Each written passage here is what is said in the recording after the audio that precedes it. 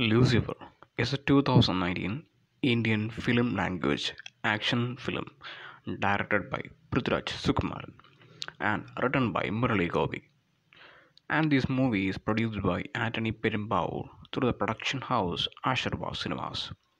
The film marks Prithviraj's directorial debut and features mohanlal in the lead role, alongside a supporting cast including Vivek Oberoi, Manju Warrior, Tavino Thomas, Indrajit Sukumaran, Sai Ayyappan, Sai Kumar, Kalavan Sajon, Prithviraj Sukumaran, and Naila Usha. And Deepak Dev composed the film music, and the cinematography was handled by Sujit Vasudev.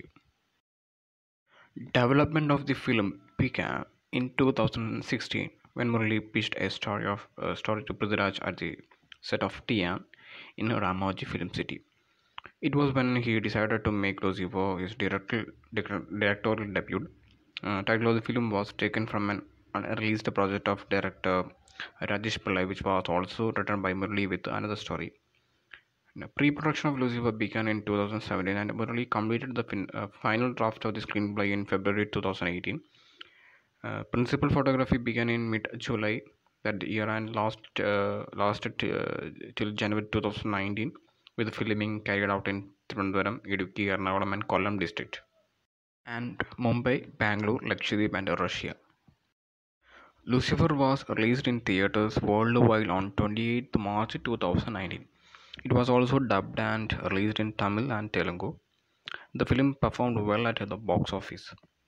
It crossed 50 crore marks in 4 days and 100 crore in 8 days, and 150 crore mark in 21 days, becoming the fastest Malayalam film to reach all three milestones. It was also the first Malayalam film to cross over 50 crores in overseas box office. Lucifer is currently the highest grossing Malayalam film ever, grossing 175 crore globally.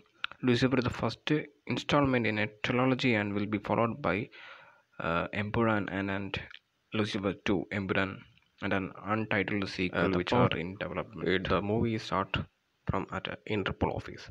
An officer is looking at reports about an cruise an unidentified man involved in transcontinental trade. A message from the CI is received on his computer. They suspect a tyrant called Nexus is working in tandem with the warlords of Africa, and a rear image of a person taken in Istanbul on 7th April 2016 is attached. The officer dials Interpol secure phone line and says, "Flag it off. It's Abraham Kurushi Abraham." Meanwhile, in Kerala, Chief Minister P.K. Ramdas, or PKR, died, leader of the ruling party Indian Union Front. PKR died at the Medical Institute of Medical Science and Research, which happens to be the hospital of the daughter of the opposition party, RPIM, leader Medail Rajan.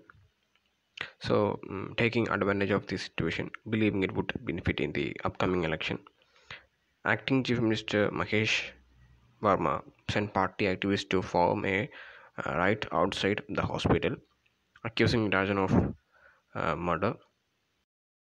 Govardhan, a man who identifies himself as a truth seeker, records a Facebook live stream and condemns those who praise PKR, claiming that he was a puppet during his final years in the hand of a financial syndicate that controls Indian political system.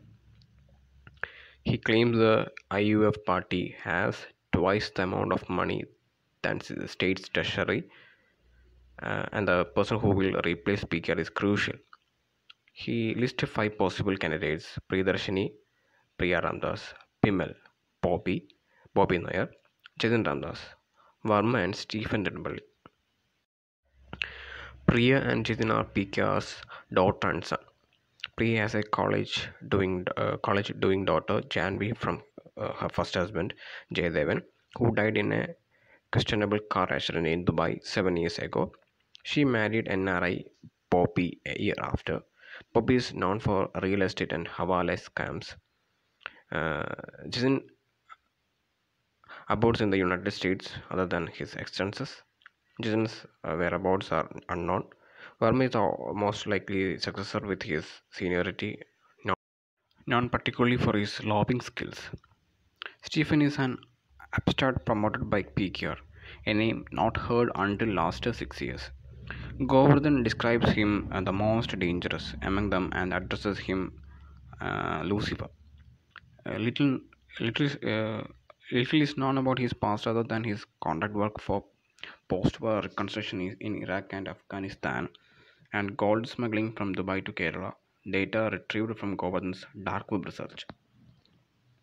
Govardhan questions why PKR endorsed such a person by consulting him in every Venus and even vacating his consecutively winning Nirambali assembly seat for him last year.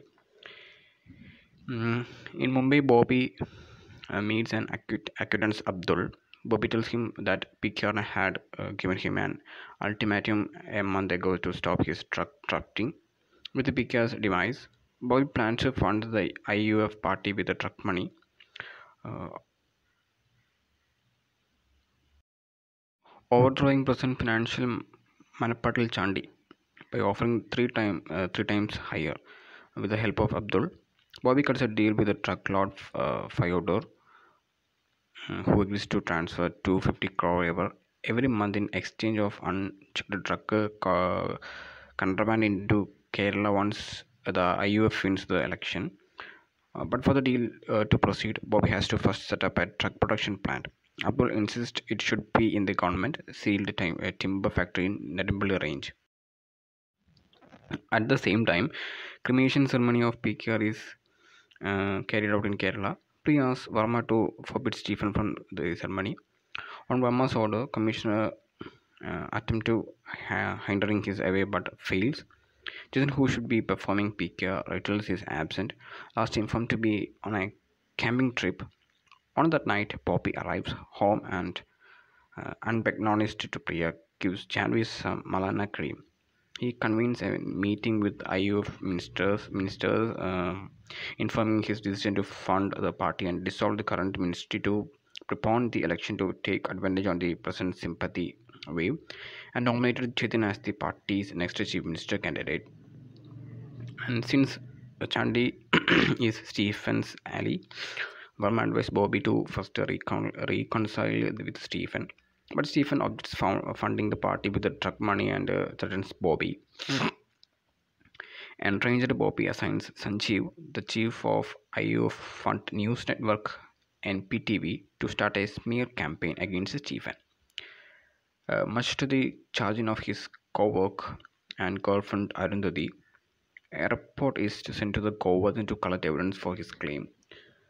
Govardhan uh, does not have any, but claims Chandi is backed by the Qureshi Abram gang, a nexus that controls the gold diamond trade around the world. He hands over a file named Govardhan's X Files, containing piece of evidence against Bobby. Sanjeev delivers this to Bobby. Govardhan is captured by IUF activist Murugan and is confined to an asylum. Bobby sent men to timber factory on knowing it. Stephen kills six of them and defeats the rest. Double crossing Stephen eyed Aloshi ESP this and reports the incident to Bobby. And Mailvahanam sent to detect evidence from the premise finds nothing.